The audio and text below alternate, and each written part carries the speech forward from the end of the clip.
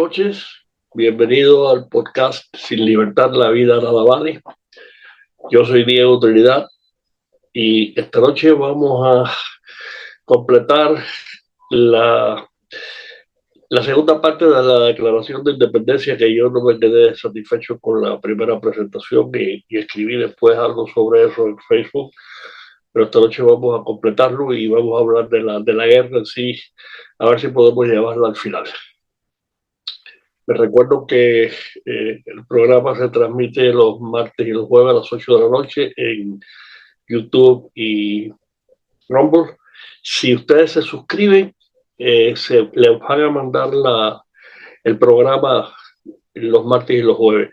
Si no se suscriben, yo voy a empezar a poner el link de todas maneras en Facebook para quien quiera ir, va a ir directo, no tiene que ir a YouTube y a Rumble. Así que vamos a empezar. Oh, se me fue esto aquí. Vamos a empezar con el final de la Declaración de Independencia.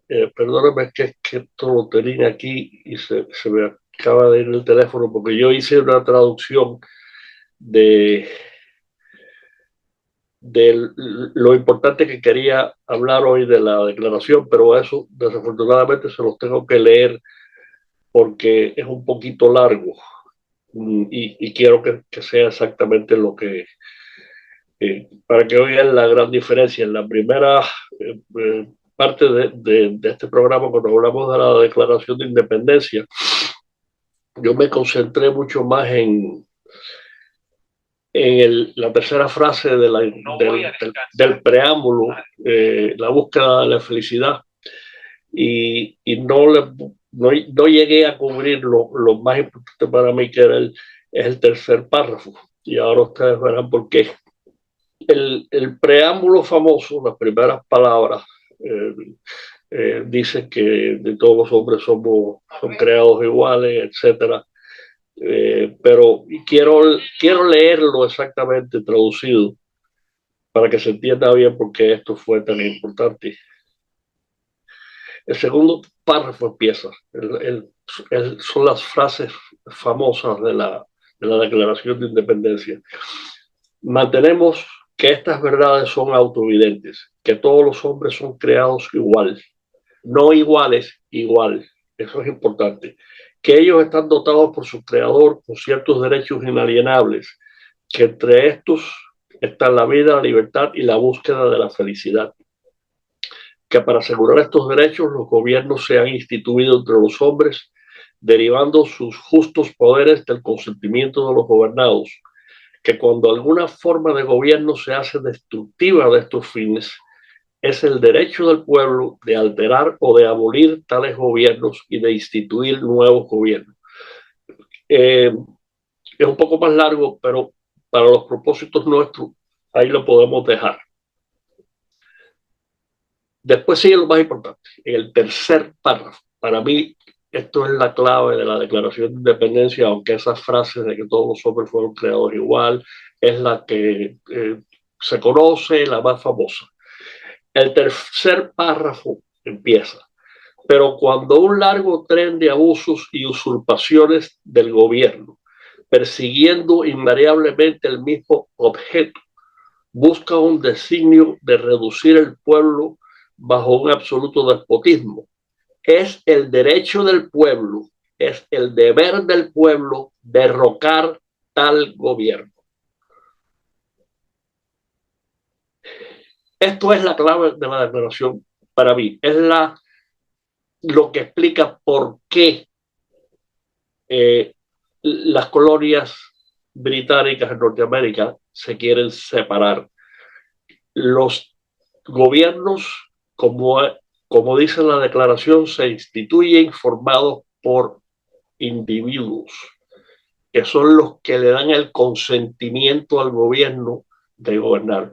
Pero cuando un gobierno gobierna mal, cuando un gobierno empieza a abusar de sus poderes, entonces, por los derechos naturales, que son los que nos da el creador, los hombres, los individuos agrupados, el pueblo, tiene el derecho entonces de poner, de derrocar a ese gobierno y formar un gobierno nuevo.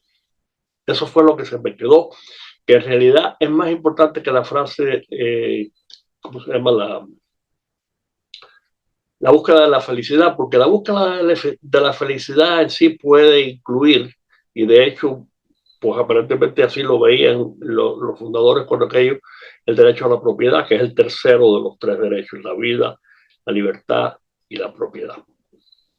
Así que eso era lo importante. Después de eso, después de ese tercer párrafo, entonces viene el cuerpo en sí de la Declaración de Independencia, que es exactamente Jefferson, que era abogado, exactamente simplemente escribió un enjuiciamiento del rey por que justificaba separarse de la dominación británica y buscar la independencia de esas 13 colonias que ya se habían unido en el segundo Congreso Continental.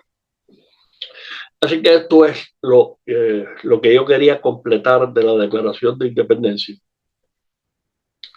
porque es la base de la nueva nación.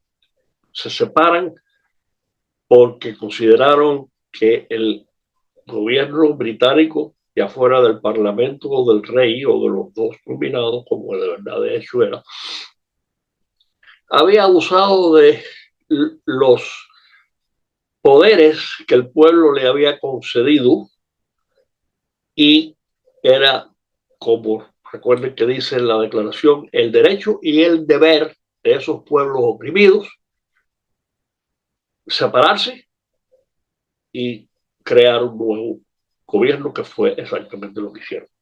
Cuando lleguemos a la Constitución, ustedes verán cómo todo esto se conecta y cómo la Constitución creó el primer y único, y todavía es el único, después de casi 250 años, el único gobierno en que los poderes del gobierno están limitados. Y quien gobierna es el pueblo.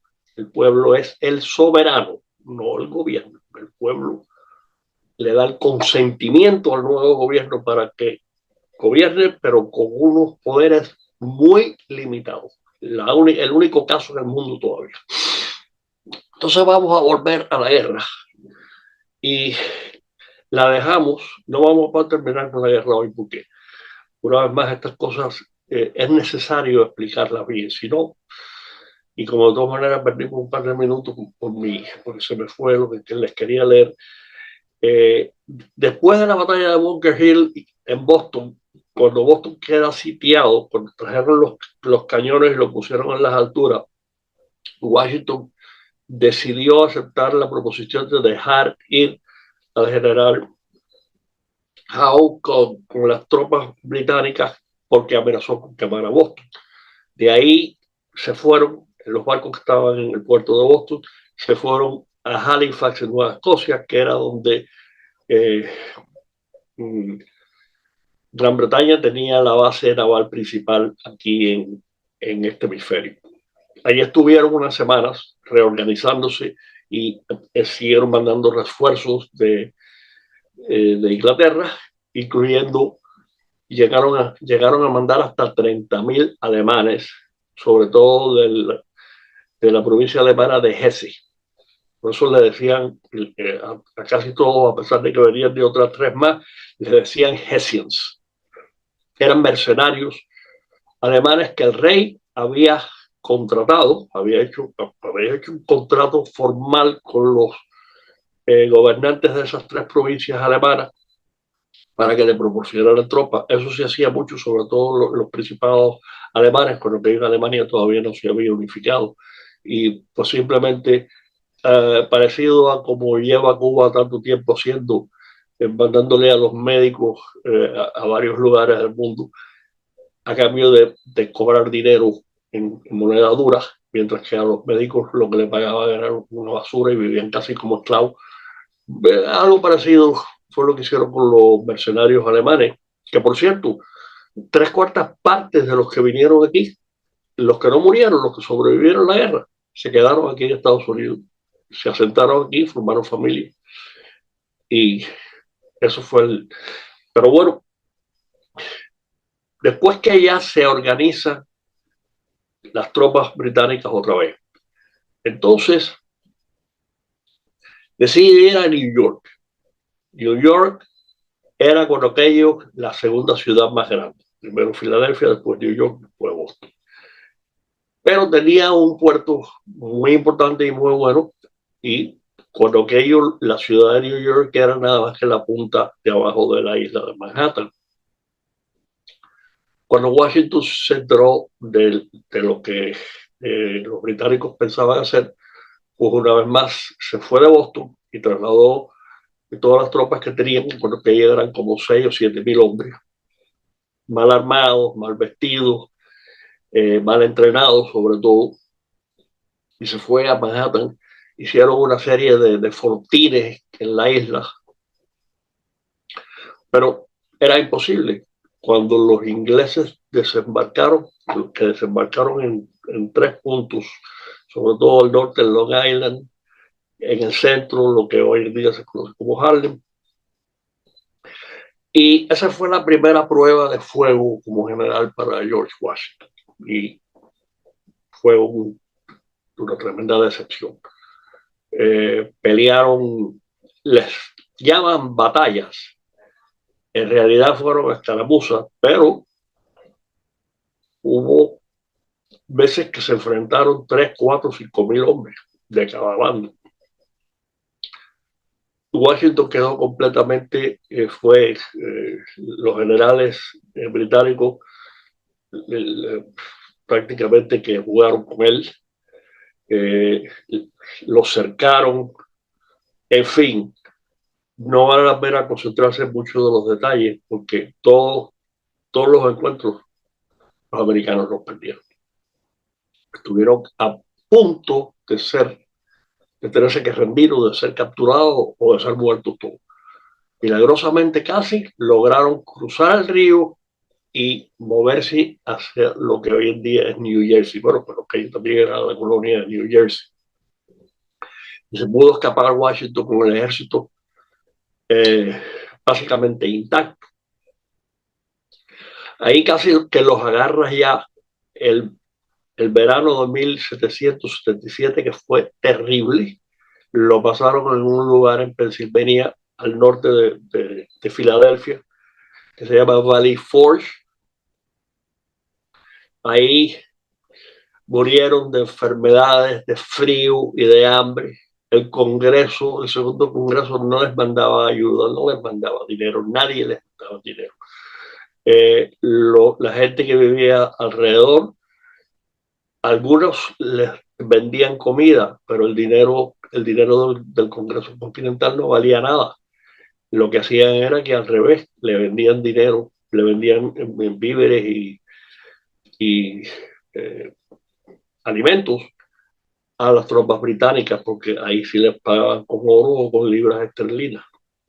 Pero lo único que sirvió de ese invierno terrible en Valley Forge fue que llegaron 2 hombres. Primero, el así llamado barón Friedrich von Steuben, que decía que había sido general de Frederick el Grande en Prusia, lo cual no era verdad, lo que había sido era un capitán, pero era un soldado profesional. ¿Y qué pasó? Que von Steuben enseñó a las tropas americanas a pelear, pero sobre todo a marchar, a obedecer órdenes, a estar organizado. Porque lo que pasaba es, aquí vamos a decir una corta palabra sobre cómo se peleaba la guerra con los niños. No es como las guerras que ustedes están acostumbrados a ver en las películas de la Segunda Guerra Mundial, de la guerra de Vietnam, de las guerras del medio oeste de los últimos años. No, no, no. Cuando aquello, las tropas europeas, de todos los países europeos, pero específicamente en este caso las tropas británicas, que incluían esos mercenarios alemanes, marchaban, iban hacia el enemigo, marchaban todos en fila bien organizados, casi juntos, hombro con hombro, marchando con los mosquetes en el hombro. Mientras tanto, los oponentes, en este caso los americanos de las colonias, que estaban detrás de pues lo que podían encontrar, si eran murallas que existían bien, si habían construido estocadas bien, lo que sea, pero les estaban apuntando y esas tropas venían caminando como si nada, con una disciplina y con un orden tremendo. Cuando les empezaban a tirar, cuando estaban suficientemente cerca ya, hay una frase famosa de uno de los generales, esto es de la batalla de Bunker Hill, además, que le ordenó a los que estaban defendiendo las posiciones que no tiraran hasta que no le vieran los blancos del ojo a los que venían. O sea, que estamos hablando de 20, 30 pies, casi ahí. Los británicos venían con las bayonetas y eso era lo que aterrorizaba sobre todo a las milicias que no tenían el entrenamiento ni eran soldados profesionales. Eso fue lo que logró von Steuben, darles la disciplina para que esperaran. Cuando aquellos, los mosquetes que se usaban, se demoraban entre 1 minuto y medio y 2 minutos. Piensen esto, bajo la amenaza que venían tropas contra los que estaban defendiendo las posiciones con las bayonetas. O sea que cuando llegaban ahí, le iban a clavar las bayonetas y ahí, así era como ganaban la guerra los soldados británicos.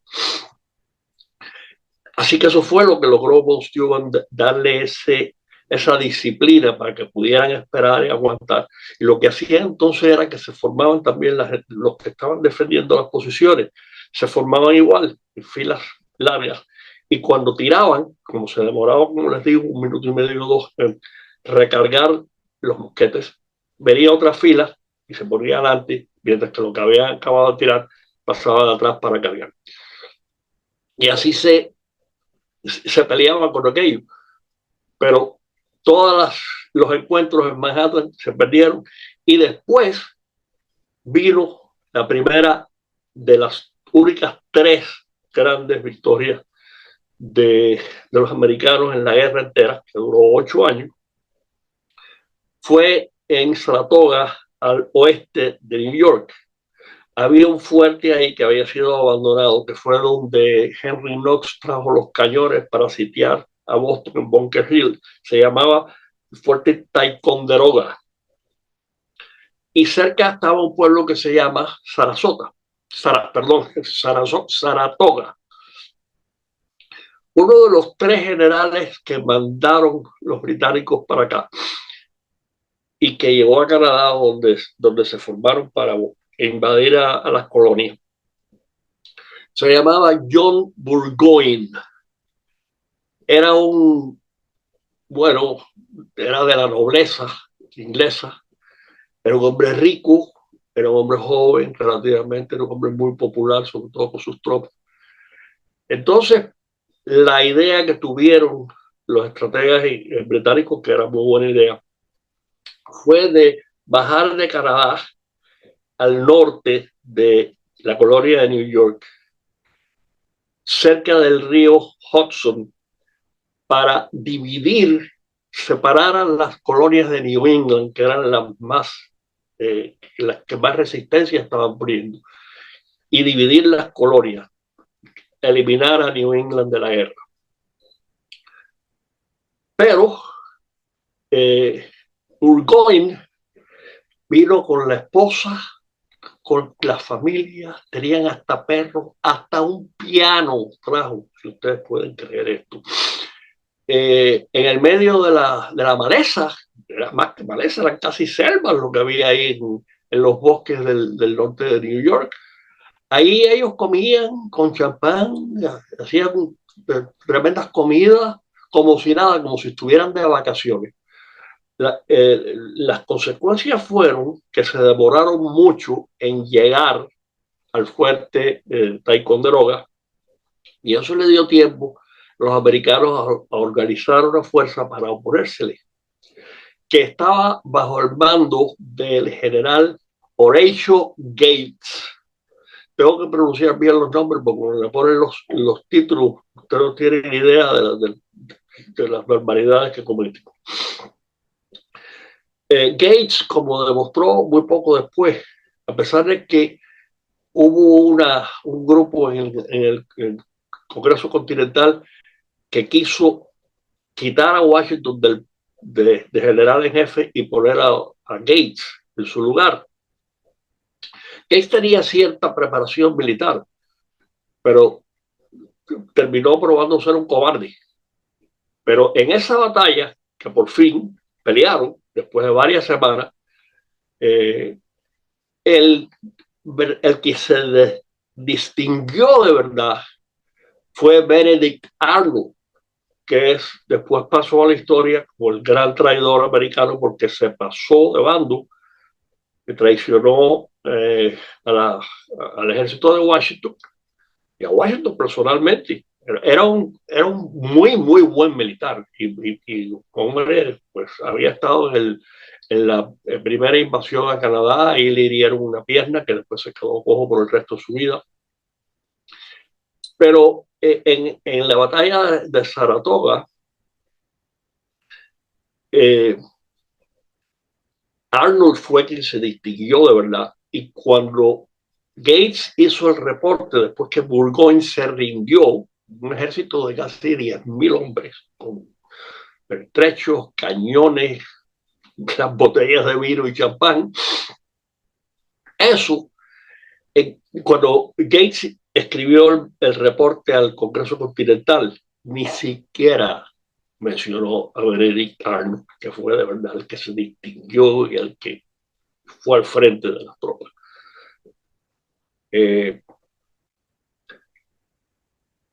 Eventualmente, Arnold desertó, pero no antes que Washington lo hubiera puesto al frente de lo que todavía hoy en día es la Academia Militar de West Point. West Point era fuerte ya por aquel entonces, que estaba en una de las curvas del río Hudson, un lugar muy estratégico, porque de ahí se podía controlar el tráfico para el norte y para el sur del río.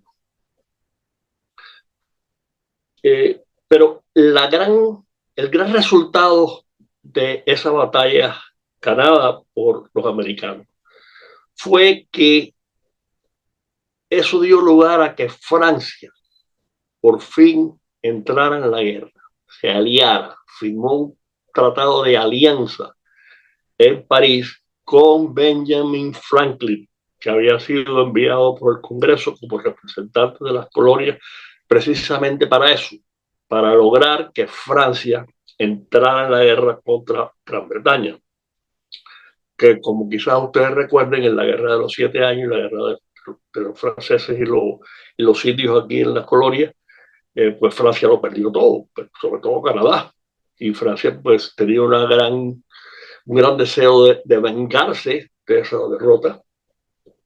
Franklin fue para allá y se ganó a los ministros del rey. Bueno, fue recibido por el rey Luis XIV y por su gran habilidad como negociante consiguió dinero prestado, adelantado y eventualmente cuando llegó la noticia de la gran victoria en Saratoga, Francia entonces decidió que sí, que las colonias tenían una buena posibilidad de independizarse y hasta de ganarle la guerra. Entonces Francia entró en la guerra.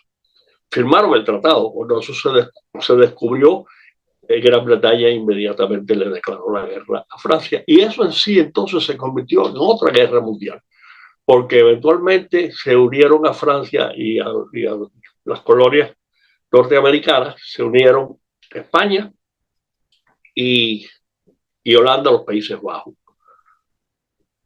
Y pues se peleó en el Caribe, se peleó en algunos otros lugares del mundo. No fue tanto por la guerra de los 7 años, pero en realidad fue una mini guerra mundial. Después de eso, prácticamente en el norte sobre todo, no hubo nada que cambiara de verdad la ecuación.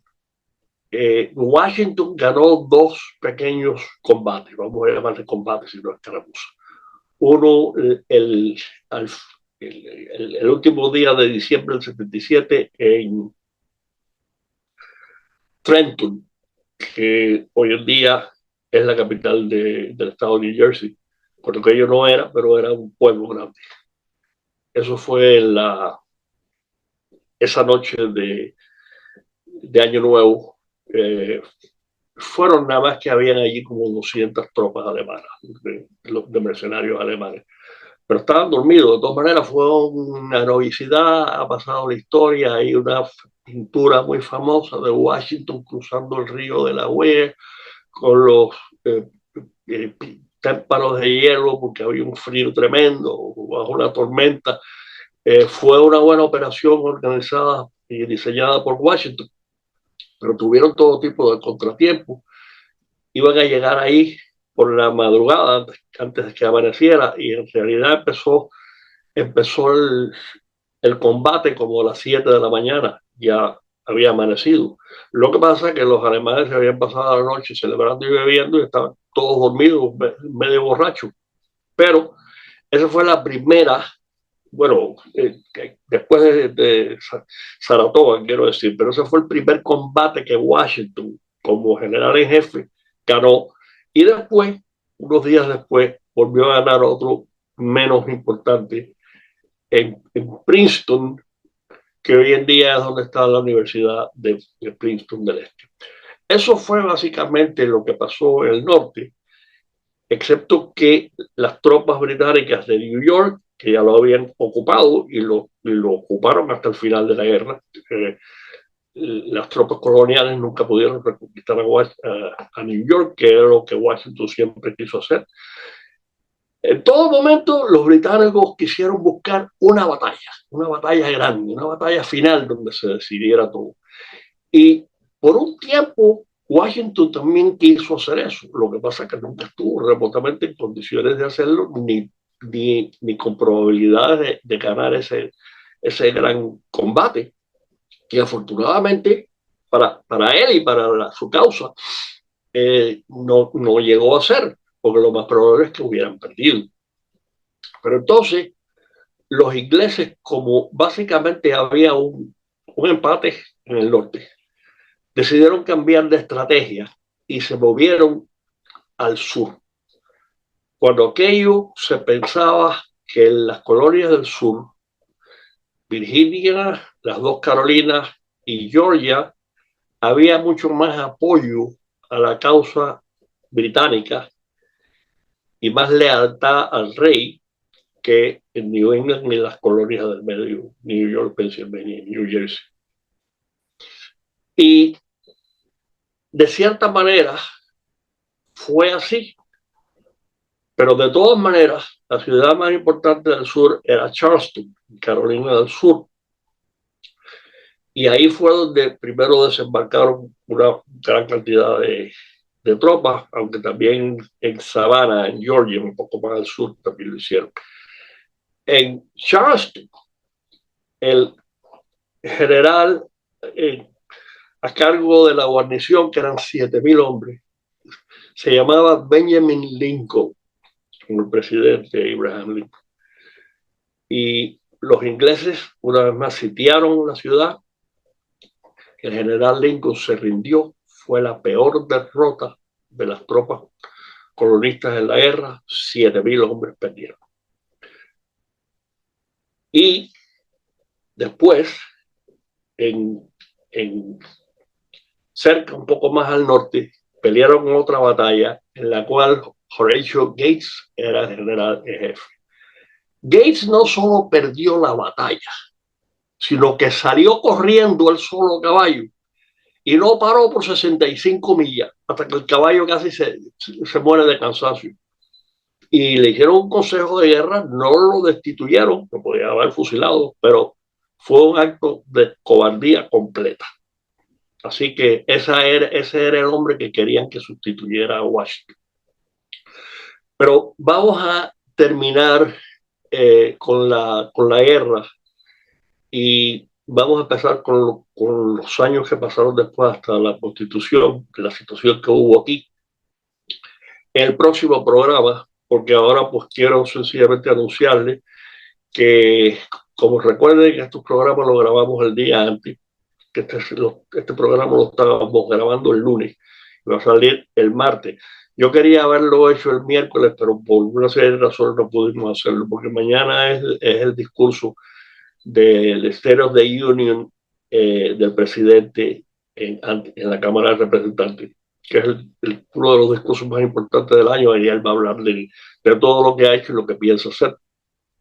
Pero es algo importante que vamos a hablar de eso en detalle, más algunas de las cosas que han pasado aquí en el fin de semana, pero muy especialmente vamos a hablar de la incomprensible situación que hay en México por el ejército mexicano, las tropas especiales de México, haber capturado y matado a uno de los grandes cabecillas del cartel de Jalisco. Y vamos a hablar de eso porque la situación que hay en México aquí ni siquiera se sabe. Lo han reportado un poco, simplemente porque los turistas americanos le han dicho que se queden en los hoteles donde están, pero yo les voy a decir lo que está pasando de verdad, porque mi esposa tiene a dos de sus hermanos viviendo en Tijuana, mexicana, y ellos le han contado lo que está pasando. Para que ustedes vean lo que está haciendo la presidenta de México, alumna graduada del entrenamiento en Cuba, estuvo ahí en los años 70, principios de los 70. Hay una foto famosa de ella, en el internet todavía está por ahí. Si la quieren buscar, la encontrarán. Está nada más y nada menos que con Nicolás Maduro. Los dos los entrenaron juntos. Así que vamos a hablar de eso y de política y de la situación actual, lo que está a punto de pasar en Irán el próximo jueves. Así que con esto me despido. Buenas noches.